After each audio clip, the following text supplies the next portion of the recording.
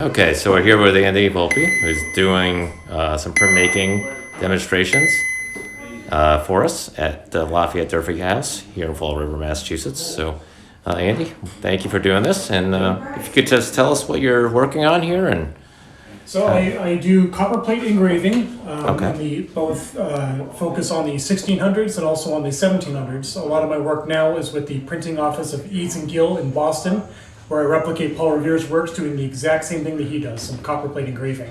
Okay. So that involves a copper plate and an engraving tool. So you take an engraving tool and you have a sandbag that the plate rests on, and you push the plate into the tool to carve out these little lines. You have to do everything in reverse. Oh, okay. Those lines inside there will hold ink.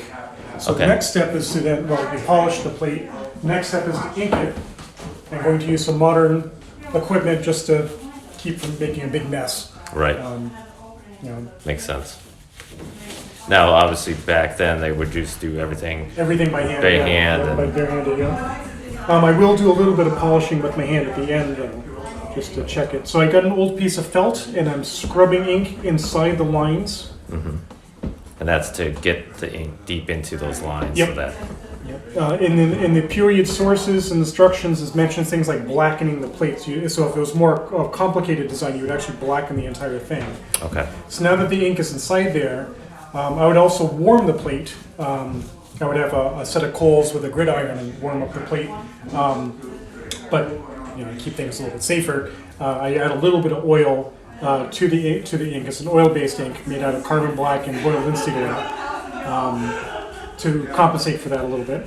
So I got an old rag, and I'm using the rag to wipe up the surface ink, leaving ink inside those lines. And I have to be pretty careful to not push down with the rag, because if I do, I'll actually pull the ink out of those lines. Right. And another modern cheat is just to speed this up a little bit, is to use a sheet of paper to wipe off the surface ink a little bit more and then polish it.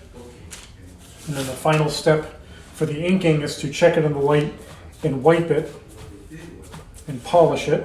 Yeah, because you don't want any type of fibers or anything else to. Yeah, be you don't part want of it. any dust. You don't want any thumbprints. You can actually see them in the plate. They come up as like little gray spots. And if you look at the plate and it's shiny, you know you're getting pretty good. Right. So then you place the plate there on the press bed. And I have paper soaking in water. Okay. The paper is made out of cotton or linen. Okay. And actually what you would do is the day before you're ready to print, you would stack wet, dry, and then compress the paper so it's the right moisture, right dampness the next day when you're printing it. But for traveling demos like this, I just soak them in a tray just to, again, make it a little bit faster. Place that on the press bed. Now the presses in the time period, of course, are made out of wood. Mine's metal because I can break it down. Right. So they looked kind of like this. This is a Okay. model that my dad built for me using plans that I drew for him. Right. It's representative of a press. And that's more of what we would have seen back then and at a printing Yes. office. Yes. You would press like this, or another one would be like a letter press, which this is a model of. So this is a card I do for the printing office up in Boston. Yeah. So instead of having this, would use movable type. So you work off of a type case and you manipulate letters and you put it all together to make your Okay, yeah. documents. Okay. But Revere's doing a separate process for things like illustrations and trade cards, maps, paper money. Yeah. And these are felt blankets to help cushion the force of the press, Okay. and now we'll roll through. Oh, okay.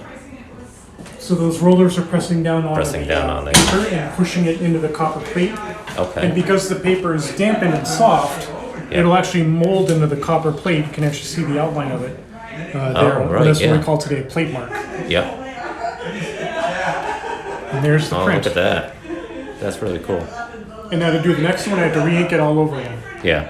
So now this is a very time-consuming process. It is. This is not something that back then you're not going to get thousands of these out in a No. day. You're going to do probably.